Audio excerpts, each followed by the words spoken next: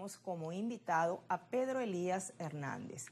No es Pedro Elías Gutiérrez, sino Pedro Elías Hernández, quien es historiador, también analista político y económico y periodista, porque ha desempeñado en este oficio, lo desempeñó durante muchos años. Pedro Elías, ¿cómo estás? Gracias, Yesenia, feliz año. Y feliz Día de Reyes y todo. Mira, Pedro Elías, tú vienes de Maracay. Sí. ¿Cómo está la vía? ¿Cómo está la ciudad? Bueno, la vía estaba despejada hoy. Pareciera que todavía no termina de despertar la actividad. Eso es usual los meses de enero. Digamos que a partir de la segunda quincena de enero, ¿no? Y Maracay, bueno, cónchale, Maracay es una ciudad muy lastimada, lamentablemente, muy maltratada, a pesar de su tradición histórica. Pero para mí es bella, porque es una ciudad histórica con unos grandes monumentos y muy cálida, y de gran diversidad cultural, por cierto. Sí. Maltratada. ¿Por qué está maltratada? ¿En qué está maltratada? Bueno, yo pienso que es una ciudad que, a pesar de que en un momento determinado, por su condición histórica, fue una especie de Versalles pastoril o tropical. Esto viene de herencia de la época de Juan Vicente Gómez. Maracay, encrucijada de todos los caminos, de gran diversidad cultural. Una ciudad como muchas otras ciudades de Venezuela, y eso es un tema muy interesante, han venido como retrocediendo, sobre todo desde el punto de vista económico. Maracay era un emporio industrial y todo el estado de Aragua, básicamente sus zonas industriales, bueno, ¿qué queda de las zonas industriales de Maracay? Muy deterioradas, muy disminuidas. Entonces ese emporio industrial, ese emporio económico que era Maracay, bueno, muy lejos en este momento de ser así. Yo creo que eso explica mucho el nivel también de maltrato. ¿Por qué? Porque había un proceso de precarización de la vida ciudadana en esa ciudad de Maracay. En la medida que la actividad económica se reduce, en la medida que la actividad económica y productiva se contrae, entonces empieza todo un proceso de precarización de la vida y eso incide en los servicios públicos, en la calidad de vida de las personas, en la salud y en la educación. Sí. Sin dejar de lado la materia política, dada esta confrontación que existe, vamos a ponerle el acento a lo que estás diciendo, a lo económico y a lo social. Pedro Elías, tú que eres especialista sobre todo en materia petrolera, en materia energética, te pregunto, ¿qué balance haces tú del año 2024 y qué perspectivas tienes de este año que recién arranca? Bueno, ya que tocaste el tema petrolero, vamos a arrancar primero por las buenas noticias. Desde el punto de vista petrolero, el 2024 fue un año muy afortunado para Venezuela en comparación con el año 2023. Porque siempre tenemos que decir que algo es mejor o peor haciendo una comparación con otra cosa. Claro, ¿en qué fue mejor? Entonces, fíjate, las exportaciones petroleras venezolanas hacia los Estados Unidos crecieron 70%. Una cosa impresionante, yo no sé por qué hablan de bloqueo. No sé dónde sale ese término. 70%. Pasamos de exportar 100.000 barriles de petróleo hacia el mercado norteamericano a casi 300.000 barriles de petróleo mensuales, diarios hacia los Estados Unidos. Entonces un 70% de aumento, ostensible aumento, de 150, 160 a 300.000 barriles diarios hacia el mercado norteamericano.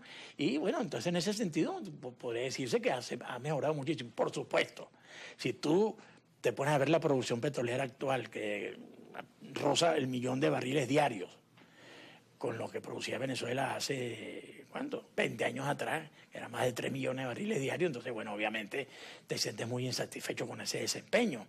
Pero con respecto a 2023, de pasar de una cifra de 150 a 160.000 barriles diarios de exportación hacia los Estados Unidos a casi 300.000 barriles diarios en este momento, es una recuperación ostensible. Entonces, por ese aspecto, debemos decir que es positivo. Eso en el campo petrolero. Pero esto por la flexibilización de sanciones, porque todavía la FARC mantiene una licencia. Sí, por la flexibilización de sanciones, por el acuerdo básicamente con la Chevron, es lo que explica un poco esta situación. También operadoras norteamericanas que vienen a Venezuela a activar pozos petroleros, eso también ha aumentado un poco. Y bueno, ahí están los resultados.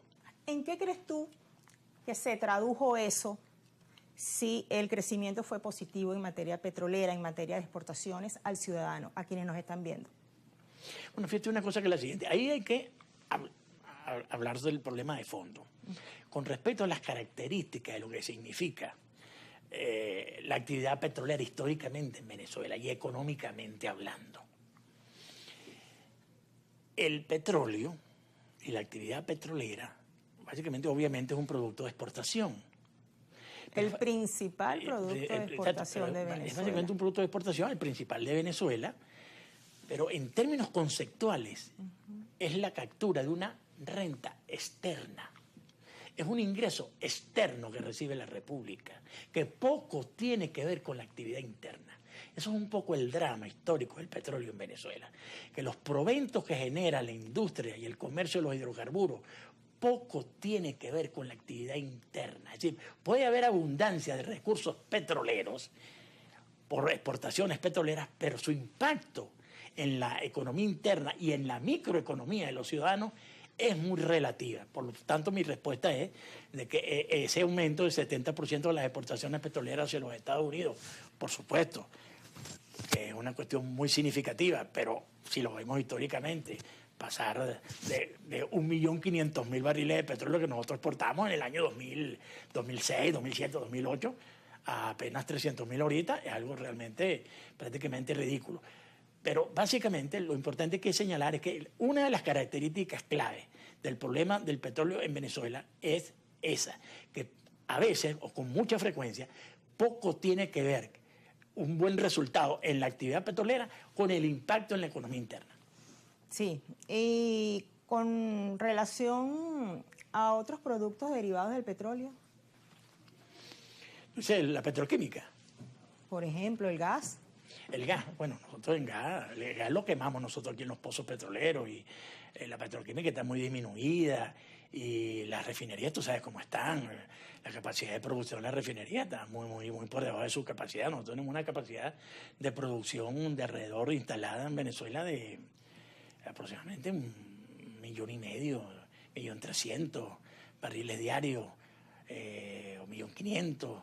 Bueno, solamente Amuay o el complejo refinador Paraguaná te produce casi 900.000, tiene capacidad de producción de 900.000 barriles de petróleo por día, pero eso está sumamente disminuido. Pero Elías, te preguntaba sobre las perspectivas, hiciste un balance del año 2024. ¿Qué esperamos para este año? Bueno, fíjate, interesante, porque ya dijimos lo del petróleo. Dada esa característica intrínseca de la actividad petrolera, que poco tiene que ver por las características del negocio, poco tiene que ver con el impacto en la economía interna. Sí, a veces la economía interna marcha por un lado y el sector petrolero marcha por otro.